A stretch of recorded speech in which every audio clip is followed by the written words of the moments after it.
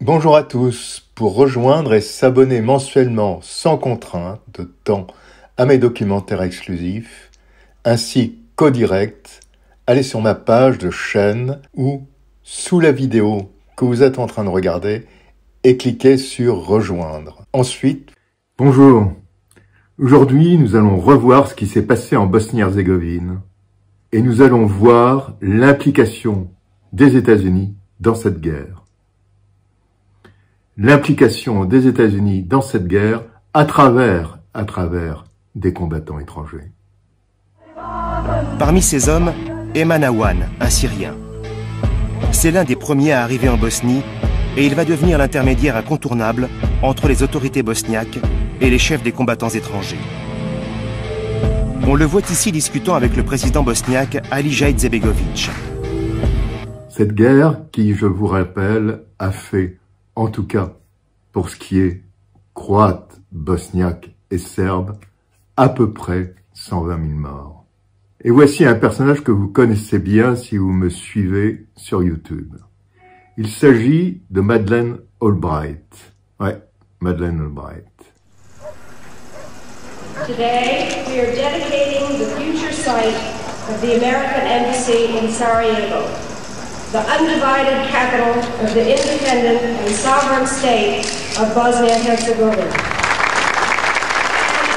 Without seeming too presumptuous, I would like to repeat the words stated more than 30 years ago by President Kennedy, "Ja sam Sarajevka."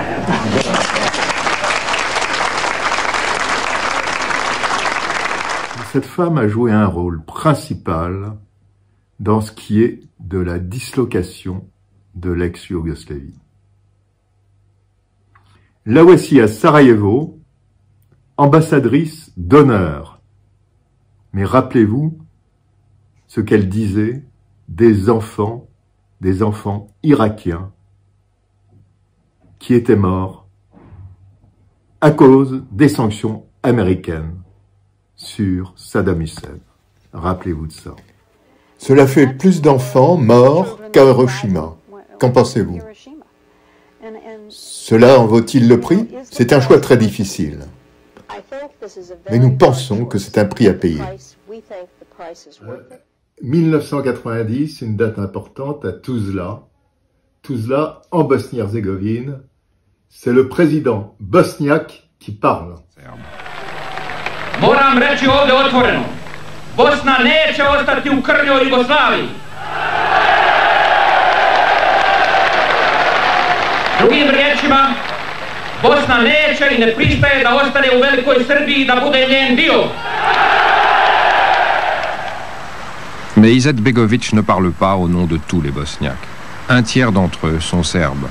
Ils veulent que la Bosnie demeure dans la Yougoslavie, où vivent la plupart des Serbes.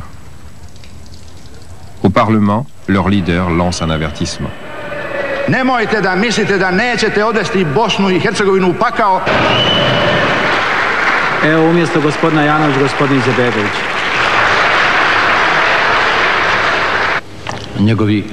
Njegov način izlaganja, njegove poruke, možda na najbolji način objašnjavaju zašto mi i možda nećemo više da ostanemo u Jugoslaviji. To večeras govorim ovdje.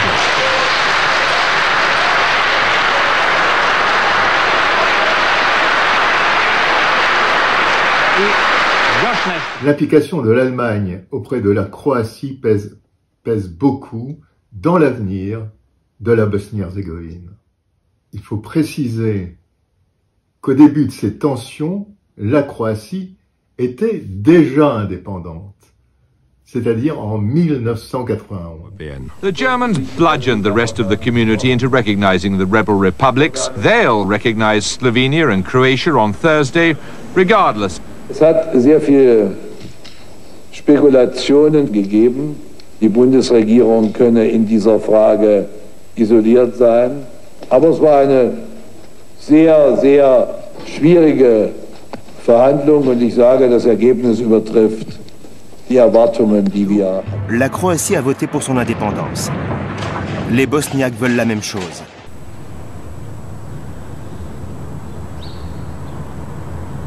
Pendant des siècles, musulmans, serbes et croates ont vécu ici ensemble. Ils doivent désormais décider de leur avenir. La moitié des républiques yougoslaves ont opté pour l'indépendance. Maintenant, c'est aux Bosniaques de choisir.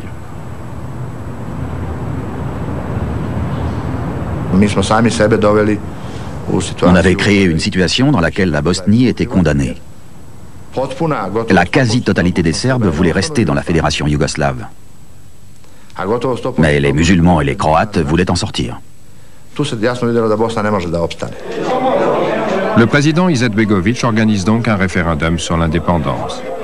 Et comme les musulmans et les Croates sont majoritaires, sa volonté l'emporte. Comment la guerre a-t-elle commencé?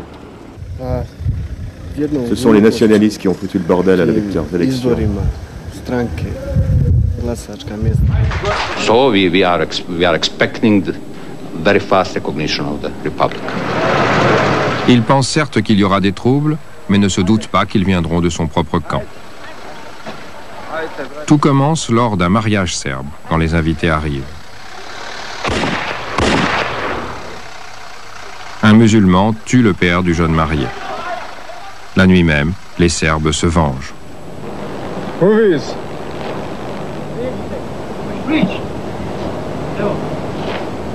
Leurs miliciens érigent des barricades dans toute la capitale bosniaque. Une grande manifestation est organisée pour la paix à Sarajevo. En effet, la plupart des Bosniens ne veulent pas la guerre.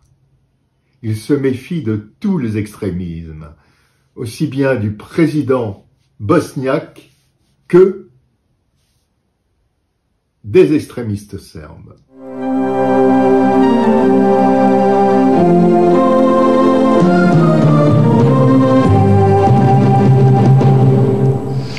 Predsjedniče Karadžiću, predsjedniče Izetbegoviću, kao ljudi koji predvodite dva naroda, vi znate koja je u ovom trenutku vaša odgovornost.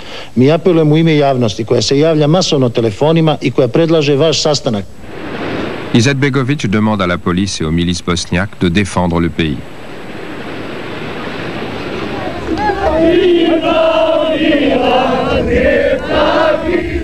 Le lendemain matin, des milliers d'habitants de Sarajevo descendent dans la rue pour exiger la paix. Ils voient la tradition de tolérance de la ville, où le nombre de mariages mixtes est le plus élevé de toute la Yougoslavie, en danger de mort.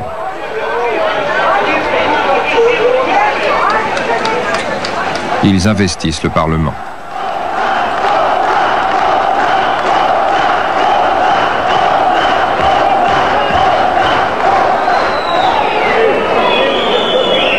Vlada se raspala, narod je prepušten sam sebi. Il s'oppose au nationalisme, d'Izetbegović comme de Karadzic. Le leader serbe les observe depuis son bureau de l'Holiday Inn juste en face. Mais, problème, la foule se précipite vers le QG de Karadzic. Karadzic, le serbe. Et le docteur Karadzic appelle des policiers et ceux-ci, malheureusement, tirent. Il y aura 6 morts. Très vite, la police d'Izetbegović reprend le contrôle du centre, son bastion.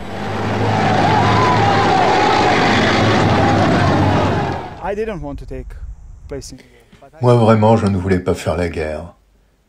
J'avais voté au référendum pour l'indépendance de la Bosnie-Herzégovine.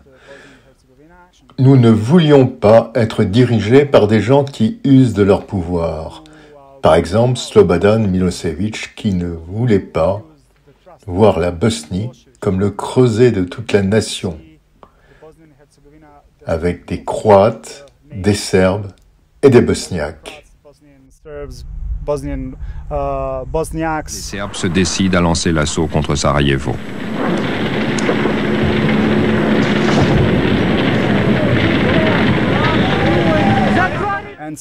Et d'un seul coup, j'ai été obligé de prendre un uniforme. de prendre une arme que je n'avais jamais voulu prendre.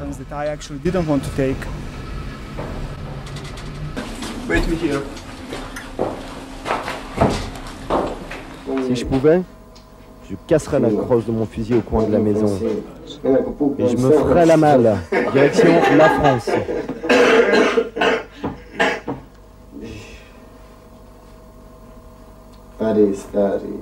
Paris, mon vieux, c'est les balades. Et moi, je suis là à attendre, comme un con, de prendre une bastos dans la tête.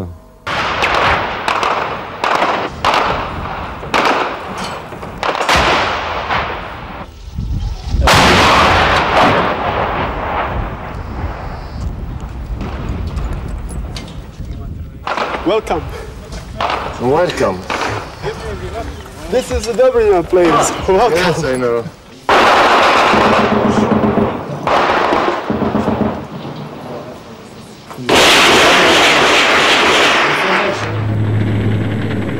Attaquant sur 3 côtés, les forces serbes, appuyées par les chars et la puissance aérienne de l'armée fédérale, convergent vers le centre.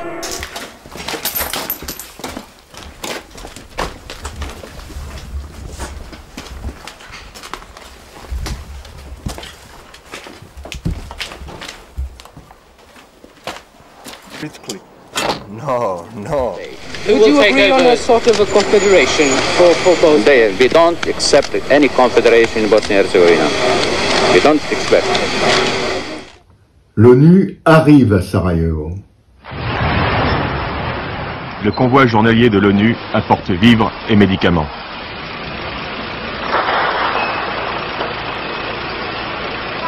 Ce sont les obus qui viennent d'où?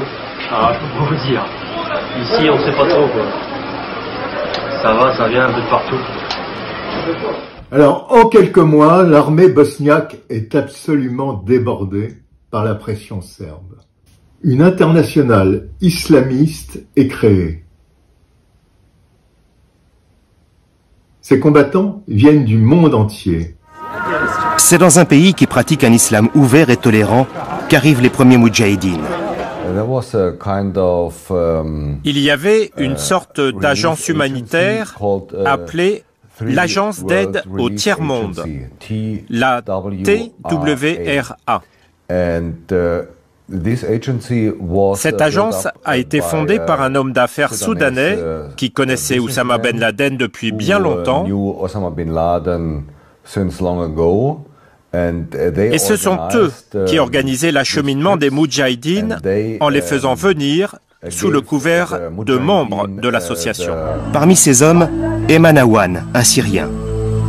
C'est l'un des premiers à arriver en Bosnie et il va devenir l'intermédiaire incontournable entre les autorités bosniaques et les chefs des combattants étrangers. On le voit ici discutant avec le président bosniaque Alija Izetbegović. Début 1992, Ayman Awan est aussi chargé d'accueillir les nouvelles recrues. Ce qui nous motivait tous, c'était de venir en aide aux musulmans bosniaques, nos frères de religion. Mourir au nom d'Allah pour aider l'un de ses frères, c'est pour un vrai musulman la plus grande des motivations. Mais pourquoi et comment ces volontaires sont-ils arrivés en Bosnie-Herzégovine? Certains avancent que les États-Unis ont mis un vrai coup de pouce. Fin 1992, les volontaires comme Ayman se comptent déjà par centaines. Derrière ce flot incessant, la CIA. Pour les Américains, ces combattants sont une formidable aubaine. Ils vont servir leurs intérêts à la place des Marines de l'US Army. Les Américains voulaient affaiblir le continent européen en créant un incendie dans le jardin de l'Europe.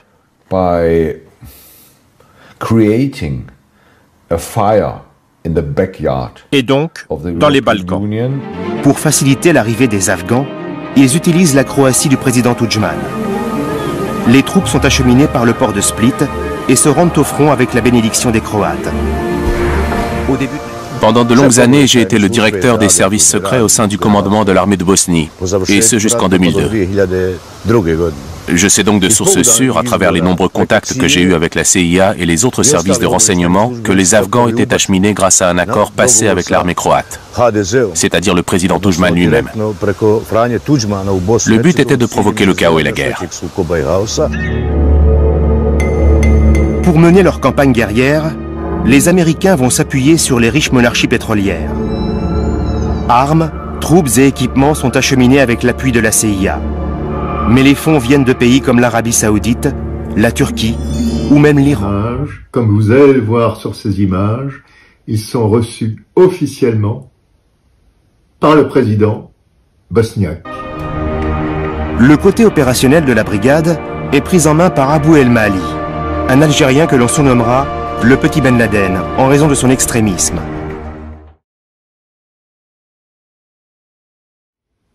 Le général Morillon dirige l'ONU à ce moment-là.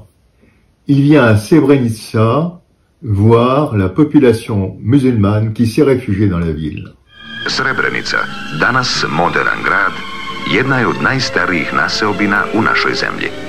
Nepregledne šume i obilje vodenih izvora privukli su ljude da ovdje osnuju svoja staništa. Dans les premiers mois de la guerre, Srebrenica est devenu le refuge de milliers de musulmans chassés de chez eux.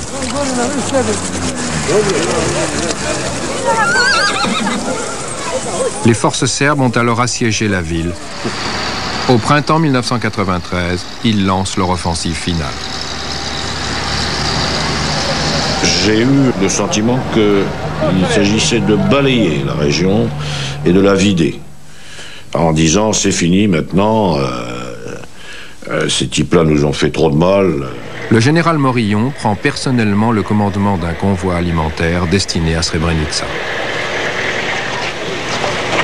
Donc j'ai tout fait à ce moment-là pour leur dire, vous me dites que vous voulez la paix, je veux bien vous croire, je vous crois sincère, montrez votre sincérité, laissez-moi aller là-bas. Les Serbes cèdent. Morillon pourra entrer dans Srebrenica. Et ayant affirmé les droits d'accès des Nations Unies, Morillon repart pour son quartier général de Sarajevo. La foule s'amasse. Certains nous remettaient des lettres, d'autres nous demandaient de contacter des gens. Et puis on a mis les moteurs en marche et on est parti. Et on avait vraiment l'impression de se défiler.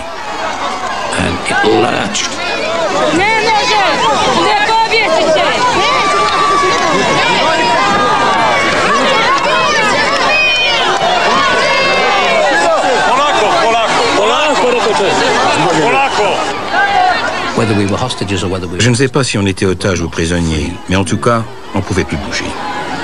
La manifestation n'est cependant pas aussi spontanée qu'il y paraît.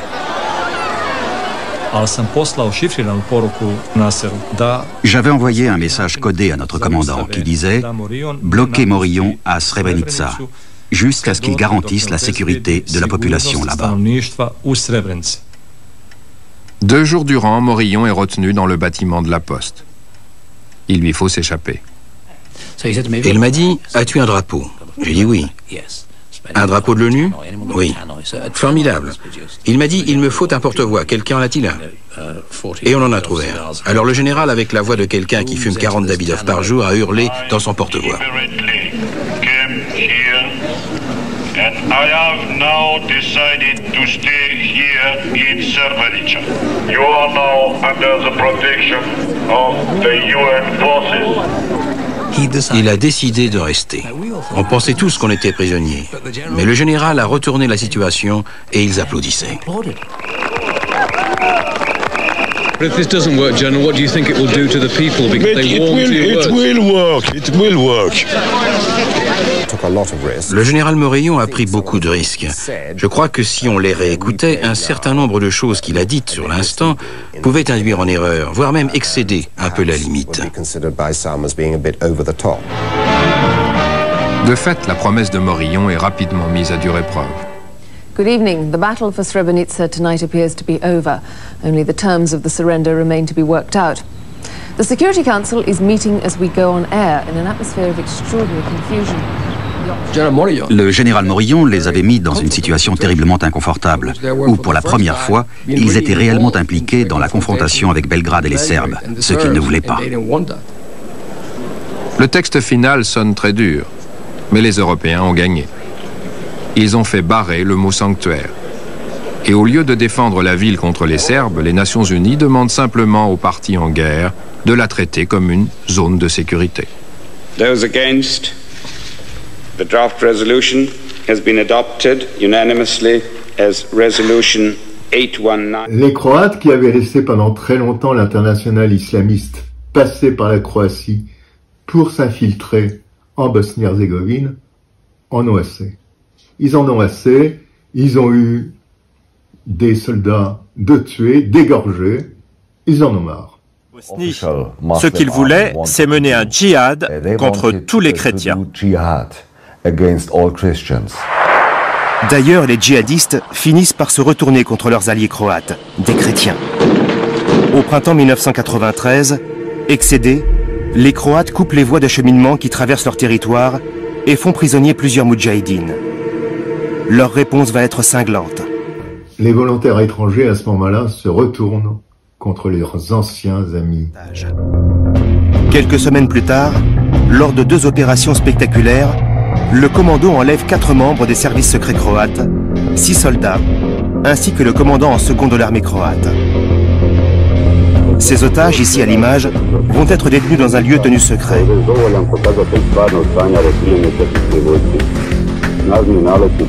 Mais surtout, le 15 avril 1993, les Moudjahidines s'offrent une prise de choix.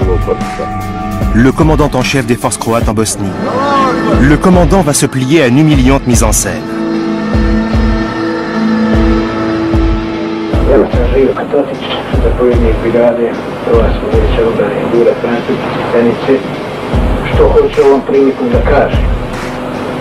Obraćam se posebnim institucijama Hrvatskog vijeća obrane, Herceg-Bosne, sa molbom, a i na traženje Međunarodnog crvenog križa, kako bi se naša razmjena što brže izvršila, da se u potpunosti ispoštuje puštanje svih na slobodu uhićenih stranih državljana koji su došli u Republiku Bosne-Hercegovine da je brane.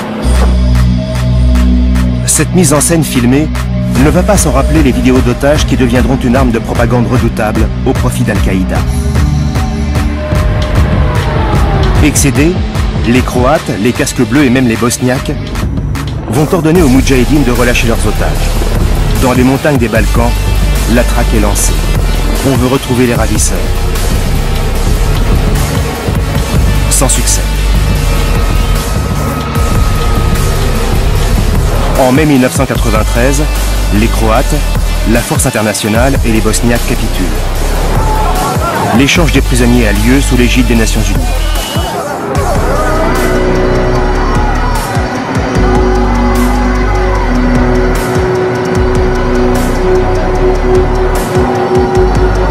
Le symbole est fort. Face à cette situation, le président croate Franjo Tuđman a coupé tous les soutiens aux musulmans qui participaient à la guerre civile en Bosnie. Mais le nouveau président américain, Bill Clinton, a fait pression sur le président croate Franjo Tuđman pour qu'il arrête ce blocus et permette aux armes et aux nouvelles recrues de transiter jusque sur le front bosniaque. Et ce, même si celles-ci étaient des combattants d'Afghanistan qui venaient avec le soutien d'Oussama Ben Laden. Alors les Bosniaques acceptent finalement la création d'une brigade de Moudjahidines. Nous sommes le 13 août 1993. Le président bosniaque veut féliciter ses combattants pour leur courage. Dragi vojnici, dakle, čestitam vam na pobjedi. Još jedanput, zahvaljujem vam se ispred našeg naroda za ono što ste učinili. Došao sam da vas vidim. Učinili ste vrlo važnu stvar. Mais pourtant, cette brigade s'est vraiment illustrée pour ses crimes de guerre, pour ces massacres de population. Voici ce qu'il se passait au camp de Gostović. des Moudjahidines jouaient au foot avec la tête d'un ennemi devant une foule impassible. Mais la cruauté des Moudjahidines ne se limite pas aux ennemis. Même lorsqu'ils se trouvent avec les militaires bosniaques, dont ils sont pourtant les alliés, ils sèment la terreur. Nos unités de la 28e division se sont rencontrées avec la brigade El Moudjahidine, pas très loin du village, près de l'école. Nous avions 10 prisonniers, des soldats de l'armée serbe de Bosnie, je crois. Les forces Moudjahidines avaient arrêté une vieille femme. Dans ce face-à-face, nous en sommes venus. Je calme les choses. Ils voulaient nos prisonniers. J'ai donc dit à mon second de les emmener loin d'ici afin de les sauver. Pendant ce temps, les Moudjahidines ont commis des atrocités sur la vieille femme qui avait plus de 75 ans. Ils l'ont égorgée. Puis ils ont commencé à insulter nos soldats, disant que nous n'étions pas de vrais musulmans, que nous n'étions pas liés à l'islam. Alors, afin d'éviter la confrontation, je m'en suis sorti par un coup de force. J'ai tiré sur toutes les chopes de bière avec mon pistolet. Quand ils ont vu que j'avais détruit les canettes d'alcool, ils sont partis. Ça a sans doute évité un affrontement sanglant car les fusils étaient prêts à tirer des deux côtés, comme entre deux ennemis.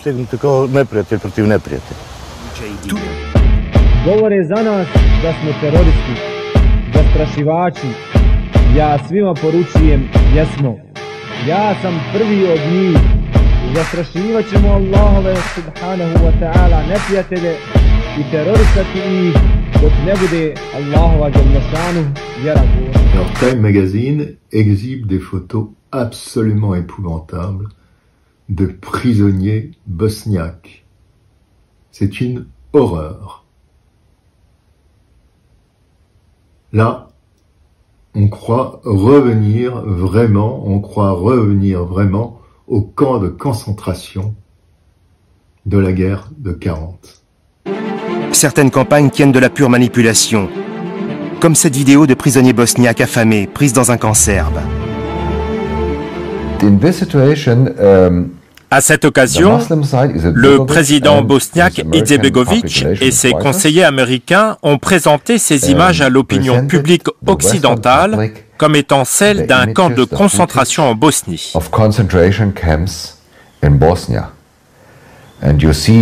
Sur la première page de Newsweek ou du Time Magazine, par exemple, on voit des prisonniers musulmans derrière des barbelés, exactement comme à Auschwitz.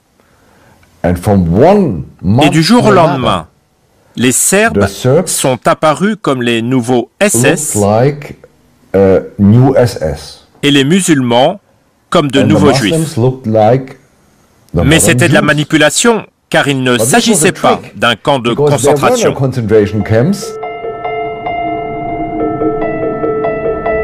Sur l'extrait d'origine, les prisonniers expliquent en effet qu'ils sont bien traités et qu'ils sont nourris. Mais le mal est fait. Lord Owen explique à la télévision américaine ce que sera son plan de sauvegarde pour la Bosnie. If we're going to get peace by negotiation, then we've got to get these three peoples together. They've got to learn how to share power, and they've got to share the country, and we've got to stitch it together again. Il ne s'agissait pas seulement de remettre ensemble, je dirais même raccommoder le pays, mais d'effacer tout nettoyage ethnique. La Bosnie resterait un pays, avec 10 provinces, chacune maîtresse de l'enseignement, des transports et ayant sa propre police. Les Serbes locaux pourraient ainsi contrôler l'essentiel des territoires conquis. Mais les provinces seraient organisées de telle sorte que les Serbes ne pourraient constituer un État séparé.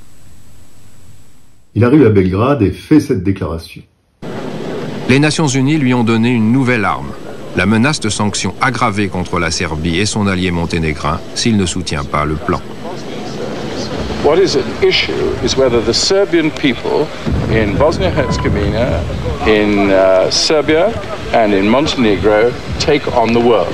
Ce dimanche matin-là, j'avais pour la première fois le bâton et la carotte. Le bâton, c'était la résolution de l'ONU qui aggravait les sanctions. Et il y avait la carotte qui était le plan lui-même. Pour nous accorder ce que nous voulions politiquement, de manière à ce que nous arrêtions la guerre.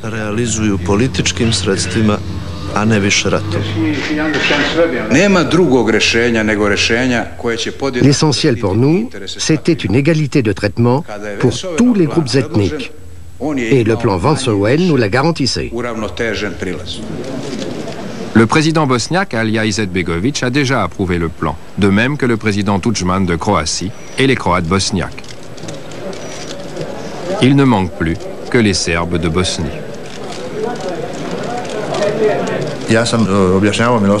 J'ai dit à Milosevic, si nous signons, il y aura d'énormes troupes des Nations Unies qui seront déployées ici, et nous serons isolés. Mais Owen est convaincu que le président Milosevic, maître du jeu sur le plan financier et militaire, obtiendra leur signature.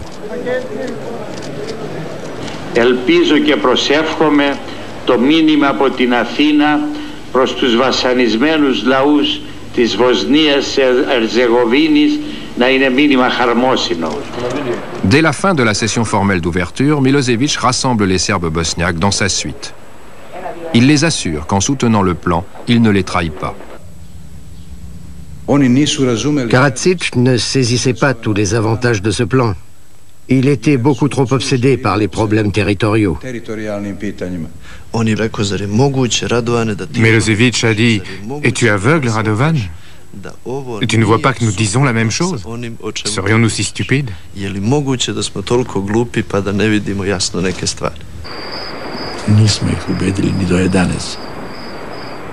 Le lendemain matin, il n'était toujours pas convaincu. Et à midi, toujours pas. Il allait être 1h de l'après-midi. Tout le monde nous pressait d'accepter. Même les garçons qui nous montaient le café nous demandaient « Est-ce que vous allez signer ?» Puis Milosevic a dit à Karadzic « Le moment est venu ». Karadzic a grincé des dents, pris son stylo et signé.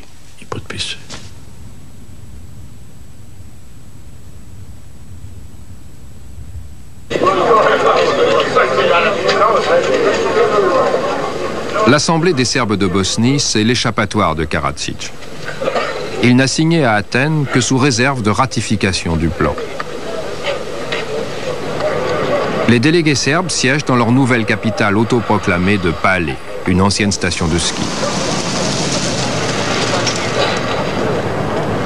Le premier ministre grec, Constantin Mitsotakis, accompagne Milosevic. Karadzic explique dans quelles conditions il a signé le plan.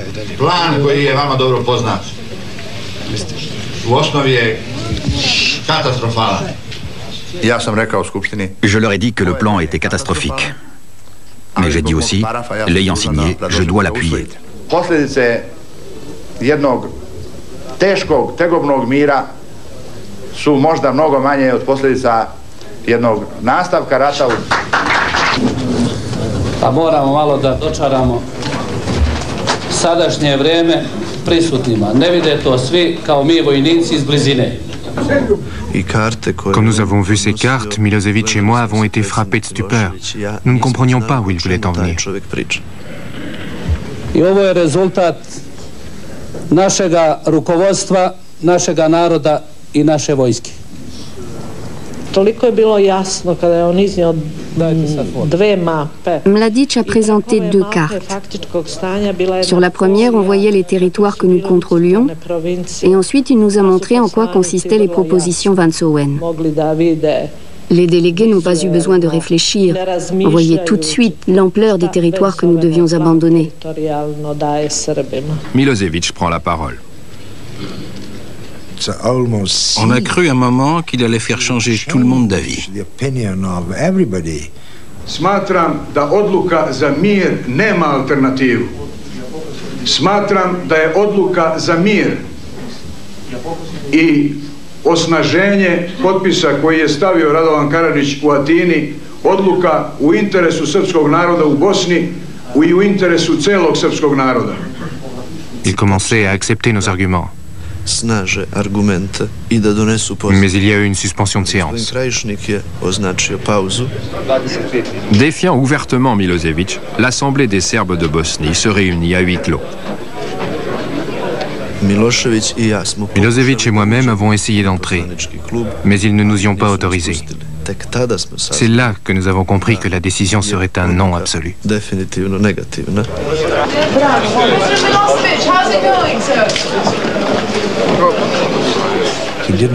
Il n'a pratiquement rien dit, juste nous partons. Et c'est tout. S'il vous plaît, ma voiture. Et voilà.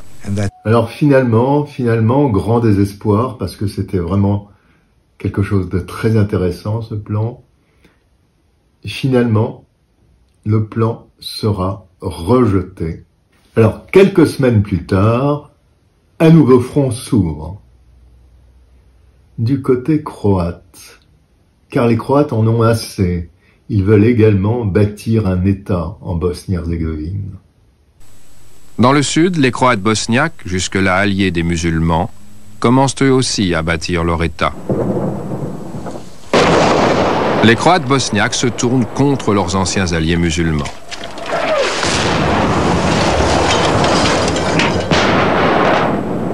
La bataille est orchestrée par le commandant en chef de toutes les forces croates. Les musulmans, bien que faiblement armés, résistent. Et l'avance croate est brisée. En représailles, les Croates s'en prennent au pont de Mostar, que des musulmans avaient construit 400 ans auparavant.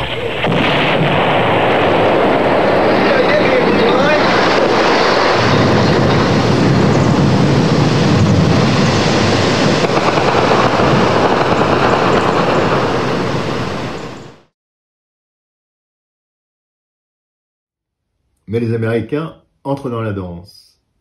Ils brandissent l'arme des sanctions, sanctions qui sont déjà actives pour la Serbie, et les Croates s'arrêtent. Le président Tudjman est averti que s'il poursuit sa guerre contre les musulmans, la Croatie subira elle aussi des sanctions. La Croatie se serait ainsi retrouvée isolée dans les Balkans, ainsi probablement que la Serbie, tout aussi isolée. Et ça n'était pas une perspective particulièrement réjouissante pour un pays comme la Croatie. Les Américains savent que Tudjman veut récupérer ces territoires sous le contrôle des Serbes de Croatie. Et pour ce faire, il a besoin du soutien américain. Le président Tudjman risquait de ne bénéficier d'aucun appui de la communauté internationale pour récupérer les 27% de Croatie sous occupation serbe.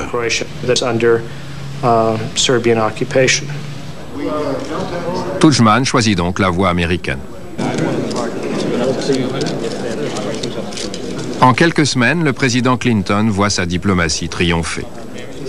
Les présidents de Croatie et de Bosnie signent une alliance pour mettre fin à l'une des guerres de Bosnie.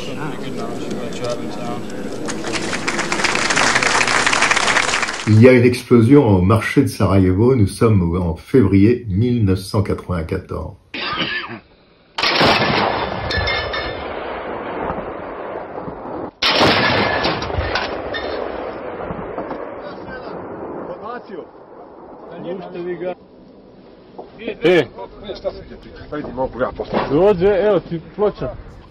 Tous les jours, on recevait entre 40 et 50 blessés. Pendant que les blessés sont allongés par terre, l'hôpital est bombardé. Vous êtes censé décider qui opérait le premier. Mais en même temps, il y a des enfants qui hurlent. Comment choisir dans des circonstances pareilles? Lorsque vous étiez en train d'opérer un blessé, après avoir jugé qu'il avait la priorité, un autre, vous tenez la jambe avec sa main. Mais le temps de passer à l'autre, au second, il était mort. Sa main s'était relâchée. Même 20 ans plus tard, on se souvient de ces situations en se posant toujours la même question. Est-ce que j'aurais pu faire plus? Est-ce que je me suis trompé? Et le nouveau président des États-Unis décide alors de frapper les Serbes. Avec quoi? L'OTAN. I have just completed a meeting with advisors discussing the terrible and outrageous incident in Sarajevo yesterday. Have you decided against airstrikes, Mr. President? No. But the authority under which airstrikes can proceed requires the common agreement of our NATO allies. Ce qui s'est traduit dès le lundi par le départ de Peter Tarnoff et de moi-même pour l'Europe, afin de rencontrer nos alliés et lancer la chose. Ils ont 10 jours pour retirer leurs armes lourdes des collines dominant Sarajevo.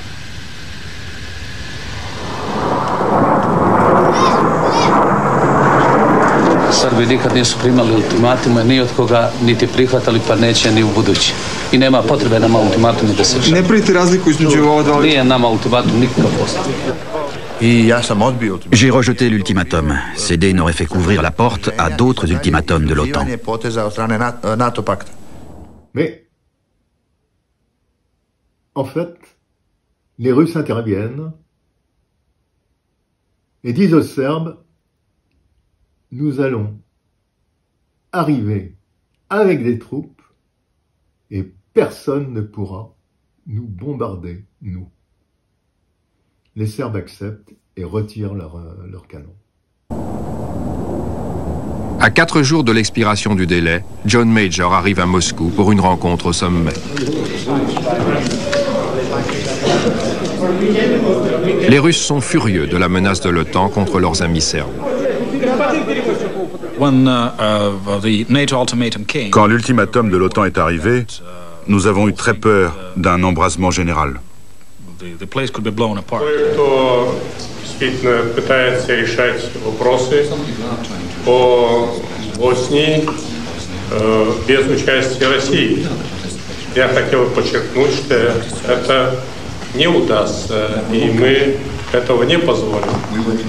Quelques heures plus tard, un envoyé spécial arrive dans la capitale des Bosno-Serbes, porteur d'une lettre du président russe. Ils l'ont lu à haute voix et j'ai pu voir l'impression produite sur eux par une lettre dans laquelle le président russe les pressait de faire ce qu'il fallait qu'ils fassent. La Russie leur demandait de ne pas choisir l'affrontement, de reculer, et en guise de garantie, nous étions prêts à amener des troupes dans la région. Nous avons rapidement accepté. J'ai pensé qu'il était capital que Yeltsin soit impliqué et que des troupes russes viennent.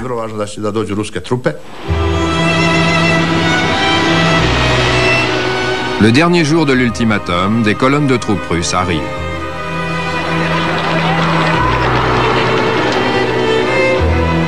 Leur présence dans les zones autour de Sarajevo rend toute frappe de l'OTAN impossible.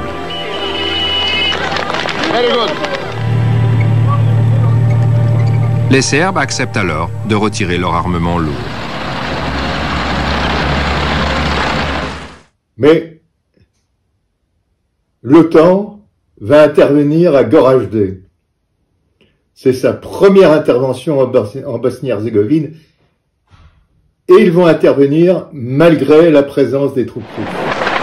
C'est seulement lorsque 2 tanks serbes atteignent les abords de la ville que le général Rose demande une intervention aérienne de l'OTAN.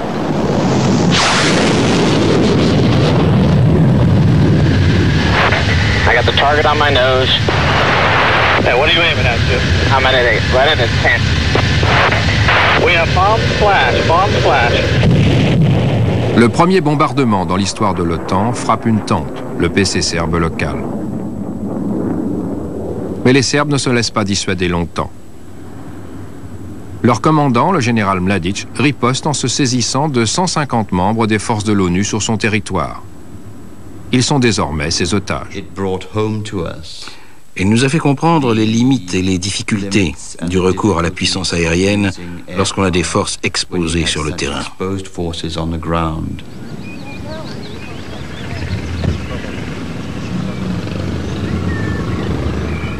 Les Nations Unies envoient une délégation à haut niveau pour négocier la libération de leurs otages. Nous étions arrivés à un accord et nous apprêtions à prendre l'apéritif. Juste après la salade, nous avons reçu un message urgent nous disant que le général Rose essayait de nous rejoindre.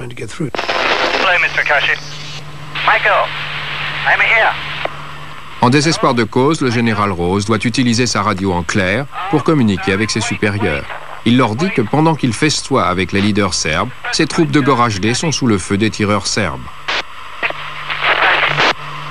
The situation has deteriorated very rapidly while you've been in the meeting. They're firing on our guys. We need air support now. Over. Ce fut une des aventures les plus surréalistes de ma carrière onusienne. Rose était à Sarajevo, Mladic à l'extérieur de Goražde. J'étais ici et le représentant de l'ONU juste là. Nous avions 2 cartes et 2 téléphones. How about Dr. Khan ordering immediate ceasefire?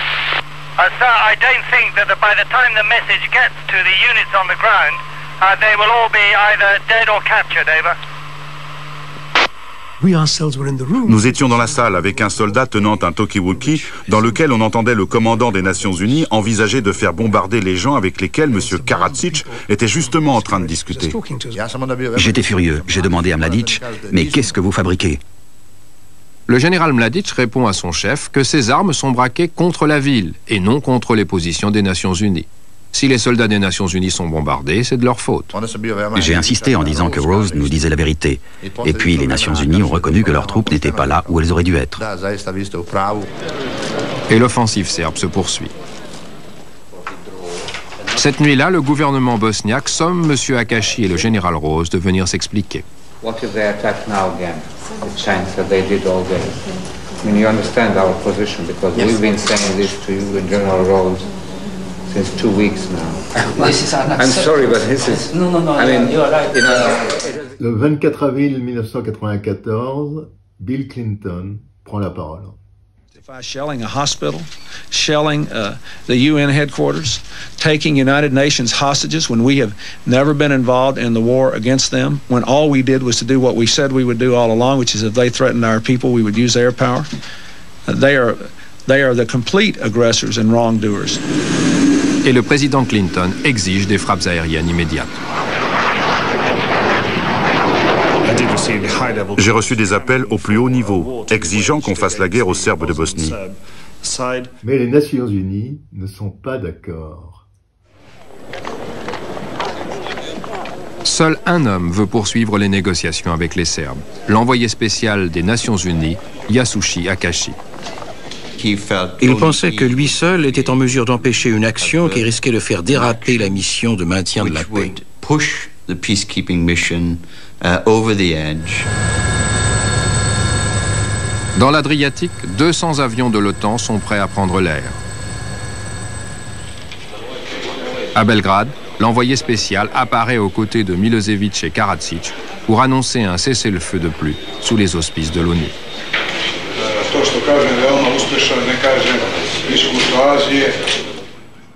Et pendant ce temps, les Afghans de l'internationale islamiste continuent la guerre, aidés par les Américains.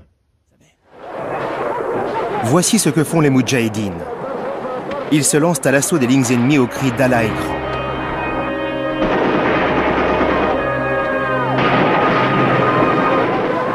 Avec de tels combattants, des postes réputés imprenables tombent les uns après les autres. Ils étaient d'une brutalité extrême. Cruel.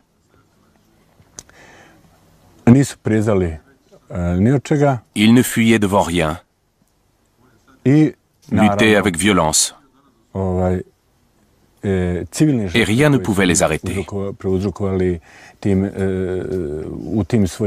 Et même pas lorsqu'il y avait des populations civiles en face d'eux. Tu n'avais pas le temps de lever les mains pour te rendre, qu'ils te tiraient déjà dessus. Quand tu es face à ce type d'ennemi, tu tires pour tuer ou tu te fais tuer. Le fait qu'ils aient beaucoup de succès militaires, mais aussi en raison de leur brutalité et de leur apparence physique impressionnante, ils n'avaient rien à voir avec les troupes contre qui on avait l'habitude de se battre.